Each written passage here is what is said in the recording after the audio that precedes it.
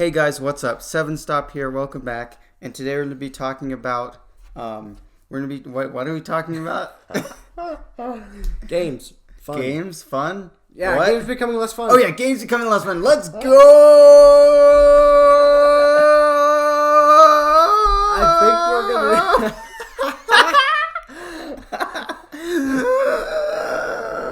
All right, I think after.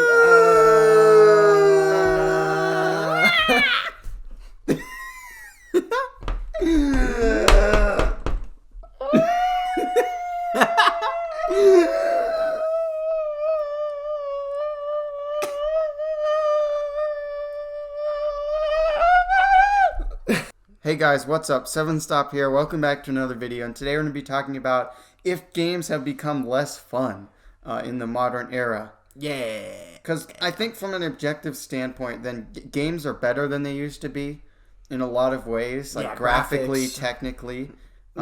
Maybe design-wise is debatable. A lot of games are getting worse in terms of design. Yeah.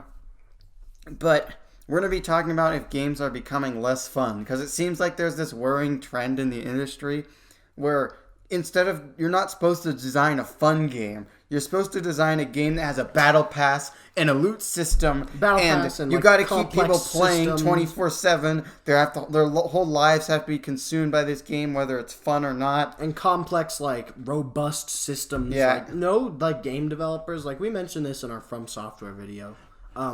No game developers, say fun anymore. No game developers are like, oh yeah, we want to make your games fun. No, they're like, oh, we need to have all these complex systems, and we want you to explore this vast open world.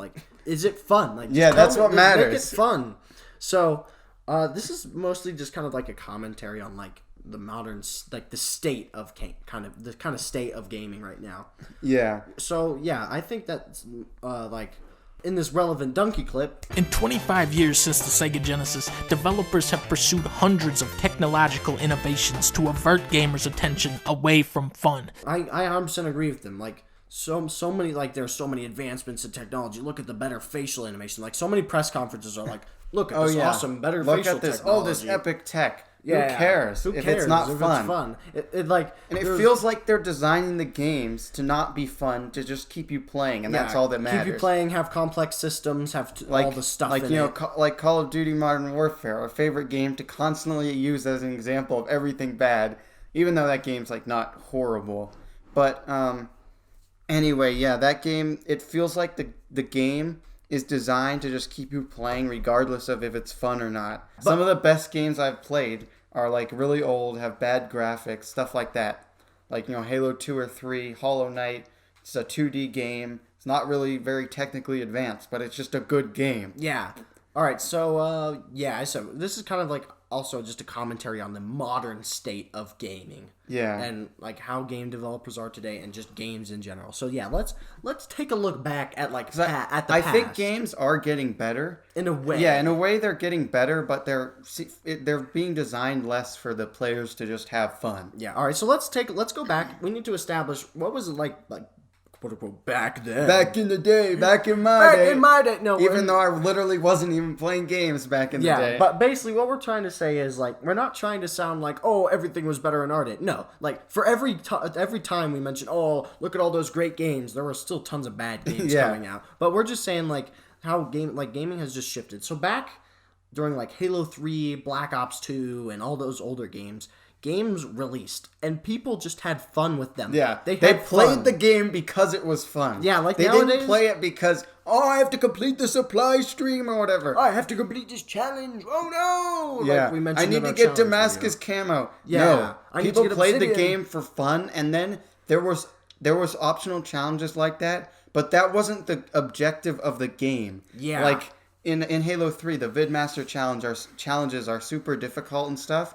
But the objective of the game is not, it's not that's what you're supposed to do. That's just a side thing if you really love the game and you want to go for it. But it feels like now the point of games is to make people do the challenges and make people complete the battle pass. And then people can't play games unless there's just constant updates. I need something new all the time. What happened to just playing a game because it was good? and also games releasing in a complete state, because that seems like something that's lacking now. Yeah, that's very lacking. Because live service. back in my day, games that were released and they were complete when they released. Yeah. So this is also something that was in the older games as well, and maybe not necessarily at all the time, but people used to play for fun, and they used whatever weapons they wanted. They used whatever they want. Whereas nowadays, like, basically every lobby has like in Modern Warfare or whatever, like every lobby of any FPS game or any multiplayer game, everyone's using the best gun. Yeah, the best thing, the best. Yeah, like, everyone has setup. to be super competitive, and it's not like you don't need to know. Like, even if you know what the best thing is, it's not like you have to use that every match. Mm-hmm. Like, we know what the best things are in a lot of the games we play, but we don't use them. And honestly, personally, I find it rather boring to use the best weapon me too. in any given game.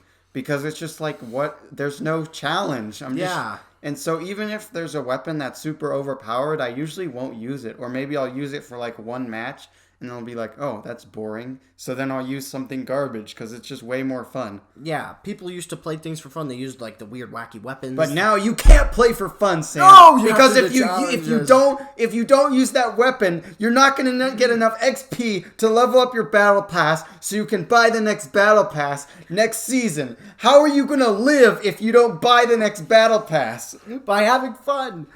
Yeah. But, that's like, for example, because this is also, just gaming has changed. Yeah, everything has to be super, like, updates. Whereas back in the day, people played games, and then they just played them, and then, like, a DLC would release with just more stuff that you could get. And, yeah, they get that if they like the game. But even if you didn't get the DLC, you could still keep playing the game and have fun. Yeah, like, people, people nowadays always need stuff. Otherwise, they'll stop playing for some reason. And unfortunately, it seems like Fortnite and started that trend, and because Fortnite's so successful now, every game has to have a battle royale. Mm-hmm. And yeah, battle royale's fine. I don't know. I don't hate it, but it's not really for me. And there's a lot of people that feel that way. I think, and obviously there's tons of people that love it. That's great, but there's still plenty of people that don't love it. And it would be nice if not every game ever to exist wanted to implement a battle royale now. Mm-hmm. I honestly feel like Battlefield 5 suffered because they had to spend time and resources on a battle royale mode when they could have been fixing the game. They did get Criterion Studio to work on that, so it's kind of their fault that the game isn't fixed. But now we're gonna also move on, because that was also just players play games for fun. But now we're gonna move on to companies, and there's like stances on fun. And just the kind of genres of games that are being released now. Mm-hmm. So nowadays, what's being released basically 100% of the time, open world RPGs. Yeah, every single player game has to be open world, and it has to have RPG elements. Mm-hmm, like and it's new Assassin's Creed, especially and all this open stuff. World. That's the thing that why does every single player game have to be open world? Do people really feel like they just can't play a game if it's not open world? Mm-hmm. There's so many games that would benefit from not being open world, because the open world design should complement the actual game. It shouldn't just be an afterthought so you can put it on the box and get more people to buy the game. Yeah, so many people. Like, for example, Red Dead Redemption 2 is a great open world. Feels like the game was designed to be open world. Like, literally, that's, like, one of my favorite open world. That's, like, the only open world game that I like. That I legitimately like. But, well, first off, we're saying open world and, like, single player games. Like, open world survival, that's survival, not really open world to us. So we're just clarifying. Like, Minecraft, Ark Survival Evolved, stuff like that. Yeah, we don't consider those open world. Yeah, those are like survival games. But we mean open world like Assassin's Creed, Watch Dogs. Yeah, those sort of thing with like side quests and I gotta climb the tower. That's in every Assassin's Creed. You gotta climb the tower. Witcher 3 and like Far Cry and all these like new modern games. Yeah, everything is so open world and stuff like that. Yeah, and there's this massive push that like single player games can't be enjoyable if you don't have open world. Mm-hmm. I don't know why, but there's so much sentiment that like standard linear games aren't good enough anymore. Because it feels like, I'm pretty sure it's because of like how technology can like, there's so much awesome new technology. You could create vast, livid open worlds and people can live in them and stuff like that. And like single player games seem like relics from a past time when they had loading screens and stuff like that. and I actually think that's also that's a major reason why I think open world games are the new norm, is because of like the technology. Yeah. Like, oh, look at all this stuff. But yeah, so yeah, moving on to companies as well, as like, because companies nowadays don't make games for fun, as we kind of mentioned. But we mean like there's obviously some companies that do make games that are fun. but we mean like nowadays their companies are anti-consumer and I feel like they don't play their own games. Yeah. So, for example, Modern Warfare, like there's so many like things that are not like balanced and fixed, and the community wants, like the community is begging. They're asking, and they're asking, hey, we want. They're this, so out of touch with their community, Yeah, and just like, in general. Assassin's Creed, Yeah, like the new one. Most game developers don't seem to listen to their community. Yeah, like the new Assassin's Creed got revealed, and it's basically like it's like Odyssey. It has stuff from the previous Assassin's Creed game, but the thing is, a majority of the Assassin's Creed fans have been wanting a return to roots with classic gameplay, where like there weren't health bars and you fought like enemies and you used your hidden blade to kill people and stuff like that. But now they're just making another version of the like previous Odyssey, and they're adding all these features and like, again, as we said, like companies nowadays are more obsessed with features, more in depth, more stuff. Yeah. We need like 6 million ways to do this, and then like, oh my goodness, this thing has one extra stat, so you need to go about modifying it in like a so many slightly combat different way. options and stuff like that. But the thing is, they don't take the time to think whether or not it'll be fun. Again, we'll go back back in the day. Some of the best games I've ever played are like linear or very simple games. Yeah, literally, like Shovel Knight is like a fantastic, just fun game that's linear, and that's because I think this is also another thing. Indie games are becoming the new like place to find fun games. Like back in the day, companies like, I feel like the Call of Duty, like old Call of Duty developers and like Respawn Entertainment, Infinity Ward, which some of them the old Infinity Ward. The old Infinity Ward for clarification, like a majority of Infinity Ward employees made Respawn Entertainment. But, although some of them left recently. Yeah, but still, like they made fun games. They made Black Ops 2, they made Halo 3, and it felt like they made those games out of passion. They wanted to make a great game, like Halo 2. They like wanted the BioShock games. Yeah, they wanted to make a fun game, but nowadays they're so out of touch and they just care about like the specs and stuff. Yeah, and money and keeping people playing. And obviously, you know, this is something that happens with pretty much every entertainment industry when it's small. Usually it's just a very like a dedicated group of people that just want to make something good. They don't really care about money. They'd be happy to make money, but they just want to make something good. That's like what film was, 40 years ago or whatever.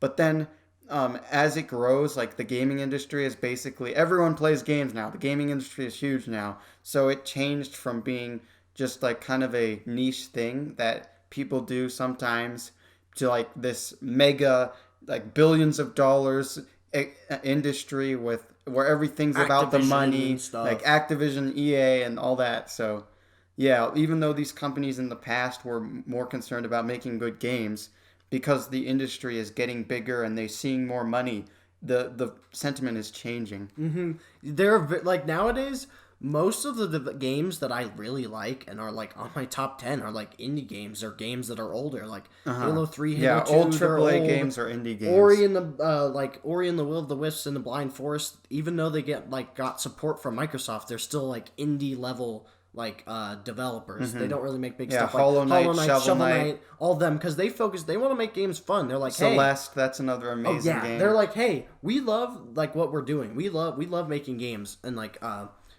and we like getting money from like Kickstarter or companies like that. And I said like smaller companies. We love what we're doing, so we want to make the best game we can.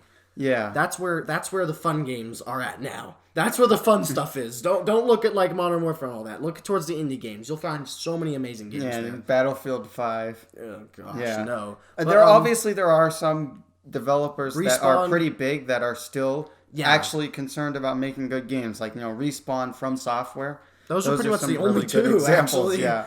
But yeah, those two are like great examples of developers that want to make their games fun. Like Respawn made Titanfall 2, and Titanfall 2 is a blast. Like it's one of the most fun FPS games you'll ever play. Pick it up. Yeah. On Steam as well. So it's on Steam now. So be sure to pick it up. And like From Software, obviously, as we pointed out in our old video, like they mentioned that they wanted to make fun games and stuff like that. Those are like the only two companies that I can think of that only want to make fun games. And sometimes, like with Battlefront 2, they released not a great game, but they really turned it around, and the developers actually do care. But that's just a kind of a fringe example. For the most part, these EA games and like Activision games and stuff aren't like that. FIFA. And FIFA. All these weird FIFA's things. like one of those series that seems like it's manufactured in a laboratory. Honestly, FIFA they could program a robot to just make a new FIFA game each year, because all they have to do is update their roster. Who knows? Maybe they do. Maybe they do. do, and they're just busy working on Battlefield. Yeah. But anyway, I think that's it. that's about all we had to say. Well, guys, I hope you enjoyed this video. Leave in the comments if you agree with us or not, what you think of this, if you think games are becoming less fun. And just like the video and subscribe if you thought it was good. Bye.